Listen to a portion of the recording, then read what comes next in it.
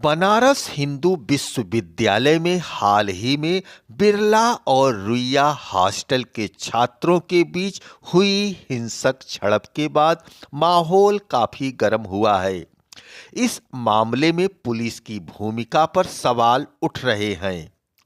यह टकराव पुरानी रंजिश और हॉस्टल में अवैध रूप से रह रहे पूर्व छात्रों के कारण शुरू हुआ। रुइया हॉस्टल के छात्र पीयूष तिवारी पर हमले के बाद पत्थरबाजी और लाठी डंडे चले। आप देख रहे हैं नया सवेरा, मैं सियाराम मिश्र। छात्रों के एक पक्ष का आरोप है कि पुलिस और प्रशासन एक पक्षी कार्रवाई कर रही है। चीफ प्रॉक्टर ने स्पष्ट किया है कि दोनों पक्षों की ओर से एफआईआर दर्ज की गई है और किसी भी प्रकार के जातिगत या पक्षपातपूर्ण आरोप अनुचित है। पुलिस ने बिरला हॉस्टल के 11 कमरों को सील कर दिया है, जहां कथित तौर पर पास आउट छात्र अवैध रूप से रह रहे थे। सुरक्षा के लिए कैंपस में भारी पुलिस बल और पीएससी तैनात की गई है और ड्रोन के जरिए निगरानी रखी जा रही है। पुलिस अब सीसीटीवी और ड्रोन फुटेज के जरिए उपद्रवियों की पहचान कर रही है। फिलहाल कैंपस में स्थिति नियंत्रण में है और तनाव बना हुआ है। कुछ वाद विवाद हुआ था और बाद में जब ये जानकारी प्राप्त हुई है तो यहाँ पे पुलिस और बाकी अन्य अधिकारी जो हैं यहाँ यूनिवर्सिटी के, वो लोग यहाँ पे पहुंचे हैं और जो स्थिति स्पष्ट हुई है कि ये यूजीसी से ना होकर के जो विवाद था वो पुरानी किसी बातों को लेकर के, जो एमए इनका ग्रुप है व्हाट्सएप का, एमए पॉलिटिकल और एमए हिस्ट्री का, उसी में कुछ वाद विवाद हुआ था और जिसके कारण ये मारपीट हुई थी। हालांकि छात्र द्वारा अभी भी आरोप लगाया जा रहा है कि उसी मुद्दे को लेकर के लड़ाई हुई है और हम तो डायरेक्ट उसको वापस नहीं लेंगे। देखिए, जो छात्र हैं वो क्या लगता है सर, माहौल बिगाड़ने की कोशिश की जा रही है? देखिए, जो भी इस तरीके का रंग दिया जा रहा है वो गलत है और कहीं पे भी जातिगत जो है यहाँ पे आधार पे कोई झगड़ा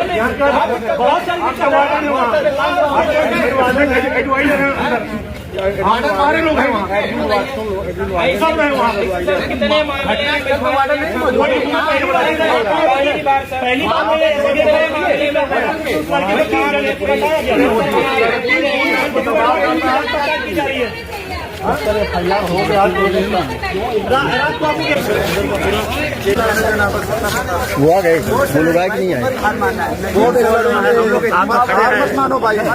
वापस नहीं करेंगे, वापस नहीं होगा। सुनो, लीगल एक्शन लेना, कड़े से हमला किया है, साथ में उसको जान से मारने की धमकी भी दी है कि वो उसको जान से मार देंगे। इसके बाद में जब पुलिस थाने में हम लोग गए तो बहुत ही प्रेशर डालने के बाद में 50 की संख्या में करीब लोग गए, बहुत प्रेशर डालने के बाद में उन्होंने एफआईआर किया, लेकिन उस एफआईआर में जातिगत भेदभाव से संबंधित कोई धारा नहीं है। उस एफआईआर में इसके अटेम्प्ट टू मर्डर का कोई धारा नहीं है, बहुत हल्की धारा है, सारी लगाई गई है।